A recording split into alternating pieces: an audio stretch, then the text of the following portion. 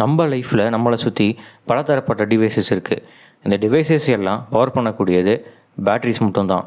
இந்த வீடியோவில் இந்த பேட்டரியுடைய பார்ட்ஸ் என்ன, இது எப்படி ஒர்க் ஆகுது, இதோட ஹிஸ்ட்ரி என்ன, முக்கியமாக இந்த பேட்டரியோட ஃப்யூச்சர் என்ன அப்படிங்கிறதான் பார்க்க போகிறோம். நீங்கள் பார்த்துக்கிட்டு இருக்கிறது பீக்கன்.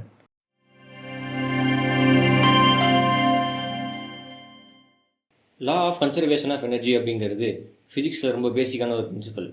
இது என்ன சொல்லுவோம் அப்படின்னா, எனர்ஜியை ஒரு ஃபார்ம்லேருந்து இன்னொரு ஃபார்ம் மட்டும் தான் மாற்ற முடியும். புதுசாக ஒரு எனர்ஜியை உருவாக்கவும் முடியாது, இருக்கிற எனர்ஜியை அழிக்கவும் முடியாது.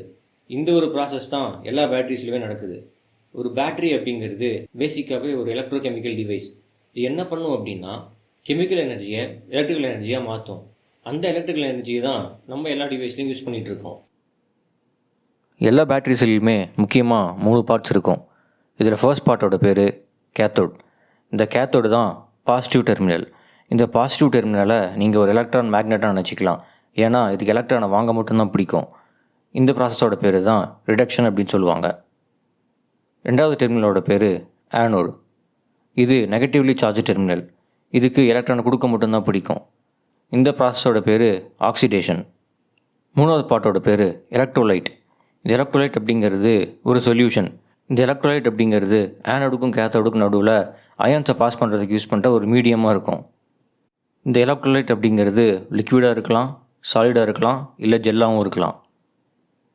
இப்போ உங்கள் வீட்டில் இருக்க டிவி ரிமோட்டில் பேட்டரியை போடுறீங்க. இந்த பேட்டரியை போட்ட உடனேவே பேட்டரிக்குள்ளே ஒரு கெமிக்கல் ரியாக்ஷன் நடக்கும். ஆனோட்லேருந்து எலக்ட்ரான்ஸ் கேத்தோடுக்கு போகும். இப்படி எலக்ட்ரான்ஸ் ஒரு இடத்துலேருந்து இன்னொரு இடத்துல மூவ் ஆகிறது தான் எலக்ட்ரிசிட்டி அப்படின்னு சொல்லுவாங்க. நாளாக இந்த கெமிக்கல்ஸோட திறன் கொஞ்சம் கொஞ்சமாக குறைஞ்சி கடைசியில் அந்த பேட்டரியால் எலக்ட்ரிசிட்டி ப்ரொடியூஸே பண்ண முடியாது. இதுவே ரீசார்ஜபிள் பேட்டரியாக இருந்தால் இந்த ரியாக்ஷன் அப்படி ரிவர்ஸாக நடந்து பேட்டரி மறுபடியும் ஃபுல்லாகிக்கும். நம்ம யூஸ் பண்ணுற பேட்டரிஸில் 2 டைப்ஸ் இருக்குது. ஃபர்ஸ்ட் ப்ரைமரி இல்லை நான் ரீசார்ஜபிள் பேட்டரி. ரெண்டாவது செகண்டரி இல்லை rechargeable battery. Different types of பேட்டரிஸை பற்றி பார்க்குறதுக்கு முன்னாடி முதல்ல இந்த பேட்டரியோட ஹிஸ்ட்ரி பற்றி பார்த்துடலாம். மனுஷங்க முதல்ல கண்டுபிடிச்ச பேட்டரியை நீங்கள் பார்க்கணும் அப்படின்னா அதுக்கு நீங்கள் 2000 வருஷத்துக்கு முன்னாடி போகணும். அதாவது 200 BC. இந்த பேட்டரியோட பேர் பாக்தாத் பேட்டரி. இது 1930 பாக்தாத் பக்கத்தில் கண்டுபிடிச்சிருக்காங்க. இந்த பேட்டரி டோட்டலாக 14 சென்டிமீட்டர் லென்த்தில் இருக்கும். இதோடைய அவுட்டர் லேயர் டெரக்கோட்டா அப்படின்னு சொல்லப்படக்கூடிய களிமண்ணால் ஆன ஒரு மெட்டீரியலால் ஆகிருக்கும். இந்த பேட்டரிக்குள்ளே காப்பர்னால் ஆன சிலிண்டர் ஒன்று இருக்கும். இந்த காப்பர் சிலிண்டருக்குள்ளே ஒரு அயன் எலக்ட்ரோடு இருக்கும். இந்த அயன் எலக்ட்ரோடோட மேலேயும் கீழேயும் விட்டுமன் அப்படின்னு சொல்லப்படக்கூடிய ஒரு பெட்ரோலியம் மெட்டீரியலால் மூடியிருப்பாங்க. இந்த பேட்டரியில் லெமன் ஜூஸ் இல்லை வினிகரை எலக்ட்ரோலைட்டை யூஸ் பண்ணியிருக்காங்க. இந்த பேட்டரியால் 1.1 வோல்ட் வரைக்கும் எலக்ட்ரிசிட்டியை ப்ரொடியூஸ் பண்ண முடியும். இந்த பேட்டரியை மெயினாக எலக்ட்ரோ பிளேட்டிங், அதாவது தங்க முலாம் பூசுறதுக்கு யூஸ் பண்ணியிருக்காங்க. அது மட்டும் இல்லாமல் ஒரு சில ரிலீஜியஸ் பர்பஸ்க்காகவும் இந்த பேட்டரியை யூஸ் பண்ணியிருக்காங்க. அடுத்து நம்ம பார்க்க போகிறது வோல்டாயிக் பைல். இந்த வோல்டாயிக் பைல தான் ஃபர்ஸ்ட் ரியல் பேட்டரி அப்படின்னு சொல்கிறாங்க. இந்த பேட்டரியை கண்டுபிடிச்சவர் இட்டாலியன் ஃபிசிசிஸ்ட் அலெசாண்ட்ரோ வோல்டா. இவர் லூயிஜி கால்வானி அப்படின்னு சொல்லப்படக்கூடிய ஒரு சயின்டிஸ்ட் பண்ண ரீசர்ச்சை பேஸ் பண்ணி தான் இவருடைய கண்டுபிடிப்பை கண்டுபிடிச்சார். இந்த லூயிஜி கால்வானி அப்படிங்கிறவர் காப்பர் அப்புறம் ஜிங்க் மெட்டல்ஸை தவளையோட கால்களோட லிங்க் பண்ணி பார்த்துருக்காரு. அப்படி லிங்க் பண்ணி பார்த்தப்போ அந்த தவளையோட கால்கள் ஆடி இருக்கு. இதை இவர் அனிமல் எலக்ட்ரிசிட்டி அப்படின்னு சொன்னார். இந்த லூயிஜி கால்வானி என்ன நினச்சார் அப்படின்னா, அந்த தவளையோட கால்களில் இருந்தால் எலக்ட்ரிசிட்டி வருது அப்படின்னு நினச்சாரு. ஆனால் இந்த எக்ஸ்ப்ளனேஷன்லேருந்து அலெசாண்ட்ரோ வோல்டா கம்ப்ளீட்டாக டிசக்ரி ஆனார். அவர் என்ன பண்ணார் அப்படின்னா, காப்பர் அப்புறம் ஜிங்க் மெட்டல்ஸை எலக்ட்ரோட்ஸாக யூஸ் பண்ணார். இந்த காப்பர் அப்புறம் ஜிங்க் எலக்ட்ரோட்ஸை ஆல்டர்னேட்டாக அடுக்கி வச்சார். இந்த எலக்ட்ரோட்ஸ்க்கு நடுவில் பிரைன் அப்படின்னு சொல்லப்படக்கூடிய ஹை கான்சன்ட்ரேஷன் ஆஃப் சால்ட் இருக்கக்கூடிய வாட்டரில் நினச்ச கிளாத்தை நடுவில் வச்சார்.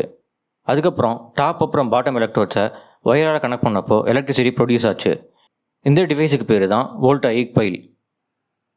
இவருடைய கண்டுபிடிப்புக்கு மரியாதை கொடுக்கும் விதமாக தான் எலக்ட்ரிக் பொட்டென்ஷியலோட யூனிட்டாக இருக்கக்கூடிய வோல்டேஜ் அப்படிங்கிற டேர்ம் இவரோட பேருதுலேருந்து தான் வருது. அடுத்து நம்ம பார்க்க போகிறது டேனியல் செல். என்ன தான் அது கண்டுபிடிக்கப்பட்ட காலத்தில் இந்த வோல்டாயிக் பைல் ஒரு புரட்சிகரமான டிவைஸாக இருந்தாலும் அதுலேயும் ஒரு சில ட்ராபேக்ஸ் இருந்தது. அதில் முக்கியமான ட்ராபேக், இந்த டிவைஸை ரொம்ப காலம் யூஸ் பண்ணுறப்போ இதில் வோல்டேஜ் ட்ராப் இருந்தது. இந்த குறைகள்லேருந்து இம்ப்ரூவ் பண்ணப்பட்ட டிவைஸ் தான் டேனியல் செல். இந்த டேனியல் செல்லை 1836 ஜான் ஃப்ரெட்ரிக் டேனியல் அப்படிங்கிறவர் தான் கண்டுபிடிச்சார். இந்த டேனியல் செல்லில் ஒரு காப்பர் பாட் இருக்கும். இந்த காப்பர் பாட்டுக்குள்ளே ஒரு காப்பர் எலக்ட்ரோடையும் எலக்ட்ரோலைட்டாக காப்பர் சல்ஃபேட் சொல்யூஷனும் யூஸ் பண்ணியிருப்பாங்க. இந்த காப்பர் சல்ஃபேட் சொல்யூஷனில் ஒரு மண்பாண்டத்தை இம்மர்ஸ் பண்ணி வச்சுருப்பாங்க. இந்த மண்பாண்டத்துக்குள்ளே சல்ஃபியூரிக் ஆசிடை எலக்ட்ரோலைட்டாக யூஸ் பண்ணியிருப்பாங்க. அது மட்டும் இல்லாமல் ஒரு ஜிங்க் எலக்ட்ரோடும் யூஸ் பண்ணியிருப்பாங்க. இந்த டேனியல் செல்னால் ஒரு கான்ஸ்டன்டான ஃப்ளோ ஆஃப் கரண்ட்டை கொடுக்க முடிஞ்சது. அது மட்டும் இல்லாமல் இந்த வோல்டாயிக் பையில் இருந்த வோல்டேஜ் ட்ராப்பையும் இந்த டேனியல் செல்னால் சரி பண்ண முடிஞ்சது. அடுத்து நம்ம பார்க்க போகிறது லெட் ஆசிட் பேட்டரிஸ். 1859 ஃப்ரெஞ்சு ஃபிசிசிஸ்டான காஸ்டான் பிளான்டே தான் இந்த லெட் ஆசிட் பேட்டரியை கண்டுபிடிச்சார். என்னதான் அதுக்கு முன்னாடி நிறைய ரீசார்ஜபிள் பேட்டரிஸை கண்டுபிடிச்சிருந்தாலும் அந்த பேட்டரிஸை எல்லாம் சேஃப்டி ரீசன்ஸ்க்காக இண்டஸ்ட்ரி செட்டிங்ஸில் யூஸ் பண்ணாமல் இருந்தாங்க. இந்த லெட் ஆசிட் பேட்டரியில் லெட் டை ஆக்சைடை பாசிட்டிவ் பிளேட்டாகவும் ஸ்பாஞ்ச் லெட்டை நெகட்டிவ் பிளேட்டாகவும் சல்ஃபியூரிக் ஆசிட் எலக்ட்ரோலைட்டாகவும் யூஸ் பண்ணியிருப்பாங்க. இந்த லெட் ஆசிட் பேட்டரியில் மெயின்டெனன்ஸ் ரொம்ப கம்மியாக இருந்தது. அது மட்டும் இல்லாமல் இதோட விலையும் கம்மியாக இருந்தது. இந்த ரீசன்ஸ்க்காக தான் காரோட ஸ்டார்டர் மோட்டரில் இந்த லெட் ஆசிட் பேட்டரி யூஸ் பண்ணியிருந்தாங்க. இந்த பேட்டரியோட முக்கியமான drawback low energy density. Lead acid பேட்டரிஸில் இருந்த குறைகளை இம்ப்ரூவ் பண்ணுற விதமாக தான் நிறைய பேர் வருங்காலத்தில் ஆல்கலைன் பேட்டரிஸையும் நிக்கல் கேட்மியம் பேட்டரிஸையும் கண்டுபிடிச்சாங்க. அடுத்து நம்ம பார்க்க போகிறது லித்தியம் அயான் பேட்டரி. என்னதான் இந்த லித்தியம் அயன் பேட்டரிஸை 1980s கண்டுபிடிச்சாலும் 2000s தான் இந்த லித்தியம் அயன் பேட்டரியை நிறைய போர்ட்டபிள் கேஜெட்ஸில் யூஸ் பண்ண ஆரம்பித்தாங்க. நம்ம யூஸ் பண்ணுற மொபைல் ஃபோன்லேருந்து லேப்டாப், எலக்ட்ரிக் கார்ஸ் அப்படின்னு நிறைய டிவைசஸில் இந்த லித்தியம் அயன் பேட்டரிஸை யூஸ் பண்ணுறாங்க. இந்த லித்தியம் அயன் பேட்டரிஸில் லித்தியம் கோபால்ட் ஆக்சைடை கேத்தோடாகவும் கிராஃபைட்டை ஆனோடாகவும் லித்தியம் சால்ட்டை எலக்ட்ரோலைட்டாகவும் யூஸ் பண்ணுறாங்க. இந்த லித்தியம் அயன் பேட்டரிஸில் எனர்ஜி டென்சிட்டி ரொம்பவே ஜாஸ்தியாக இருக்கும். அது மட்டும் இல்லாமல் இதோடைய செல்ஃப் டிஸ்சார்ஜ் ரேட்டும் கம்மியாக இருக்கும். நிக்கல் கேட்மியம் பேட்டரிஸில் மெமரி எஃபெக்ட் அப்படின்னு சொல்லப்படக்கூடிய ஒரு டிஸ்அட்வான்டேஜ் இருந்தது. இது என்ன அப்படின்னா, ஒரு ரீசார்ஜபிள் பேட்டரியை அது ஃபுல்லாக டிஸ்சார்ஜ் ஆகிறதுக்குள்ளே நம்ம மறுபடியும் ரீசார்ஜ் பண்ணி யூஸ் பண்ண ஆரம்பித்தோம்னா அந்த பேட்டரியோட கெப்பாசிட்டி குறைய ஆரம்பிச்சிடும். இதை தான் மெமரி எஃபெக்ட் அப்படின்னு சொல்லுவாங்க. இந்த டிஸ்அட்வான்டேஜ் லித்தியம் அயன் பேட்டரிஸில் இல்லவே இல்லை.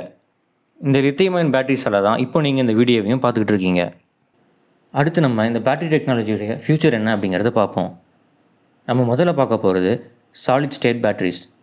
இந்த சாலிட் ஸ்டேட் பேட்டரிஸில் லிக்விடுக்கு பதிலாக எலக்ட்ரோலைட்டை ஒரு சாலிட் மெட்டீரியல் யூஸ் பண்ணியிருப்பாங்க. இந்த ரீசன்னால் இந்த பேட்டரியுடைய சேஃப்டி ஃபேக்டர் ரொம்பவே ஜாஸ்தியாகும். அது மட்டும் இல்லாமல் இந்த பேட்டரியோடைய எனர்ஜி டென்சிட்டியும் சார்ஜிங் ஸ்பீடும் ரொம்பவே ஜாஸ்தியாகும். இந்த ரீசனுக்காக நிறைய பேட்டரி மேனுஃபேக்சரிங் கம்பெனிஸ் இந்த சாலிட் ஸ்டேட் பேட்டரிஸில் மக்களுக்கு இடையே ரொம்ப சீக்கிரமாக கமர்ஷியலைஸ் பண்ணணும் அப்படிங்கிறத யோசிச்சுக்கிட்டு இருக்காங்க. அடுத்து நம்ம பார்க்க போகிறது சிலிக்கான் ஆனோட்ஸ். நம்ம முன்னாடியே பார்த்துருந்தோம் லித்தியம் அயன் பேட்டரிஸில் ஆனோட கிராஃபைட் மெட்டீரியல் யூஸ் பண்ணியிருப்பாங்க அப்படின்னு. இப்போ இந்த கிராஃபைட்டுக்கு பதிலாக சிலிக்கான் யூஸ் பண்ணலாம் அப்படிங்கிறதுக்கு நிறைய ரிசர்ச் நடந்துகிட்டு இருக்குது. இதுக்கு முக்கியமான ரீசன் இந்த சிலிக்கானால் நிறைய லித்தியம் அயன்ஸை கிராஃபைட்டை விட அதிகமாக ஸ்டோர் பண்ண முடியும். இந்த ரீசனால் லித்தியம் அயன் பேட்டரிஸோட எனர்ஜி டென்சிட்டியும் ரொம்பவே ஜாஸ்தியாகும். அடுத்து நம்ம பார்க்க போகிறது ஏஐ அண்ட் மிஷின் லேர்னிங். இந்த பேட்டரி டெக்னாலஜியுடைய ஃப்யூச்சராக கருதப்படுறது ஏஐ அண்ட் மிஷின் லேர்னிங் தான். நம்ம ஏஐ யூஸ் பண்ணி பேட்டரி மேனுஃபேக்சரர்ஸ் ப்ரொடக்ஷன் லைன்லேயே ரொம்ப எஃபிஷியண்ட்டாக பேட்டரிஸை தயாரிக்கலாம். அது மட்டும் இல்லாமல் ஃபிசிக்கலாக பேட்டரியை டெஸ்ட் பண்ணுறதுக்கு பதிலாக ஏஐ யூஸ் பண்ணி வெர்ச்சுவலாகவே பேட்டரியை டெஸ்ட் பண்ணலாம். அது மட்டும் இல்லாமல் உலகத்தில் இருக்க பல சயின்டிஸ்ட் ஆல்டர்னேட்டிவ் கெமிஸ்ட்ரிஸை யூஸ் பண்ணி பேட்டரிஸை தயாரிக்கவும் ரீசர்ச் நடந்துக்கிட்டு இருக்கு. இப்போ தான் நம்ம ஹியூமனிட்டி கொஞ்சம் கொஞ்சமாக ஃபாசில் ஃபியூல்ஸ்லேருந்து மூவ் ஆகிட்டு இருக்கு. இந்த நேரத்தில் தான் பேட்டரிஸோட இம்பார்ட்டன்ஸ் ரொம்பவே ஜாஸ்தியாக இருக்குது. ஃப்யூச்சரில் பலதரப்பட்ட எக்ஸைட்டிங்கான பேட்டரி டெக்னாலஜி வரும் அப்படிங்கிற நம்பிக்கை எனக்கு இருக்குது. அதே நம்பிக்கை உங்களுக்கு இருக்குன்னு நினைக்கிறேன். இந்த வீடியோ உங்களுக்கு பிடிச்சிருந்தா மறக்காமல் அந்த சேனலுக்கு சப்ஸ்கிரைப் பண்ணுங்கள். நீங்கள் பார்த்துக்கிட்டு இருந்தது பீக்கன்.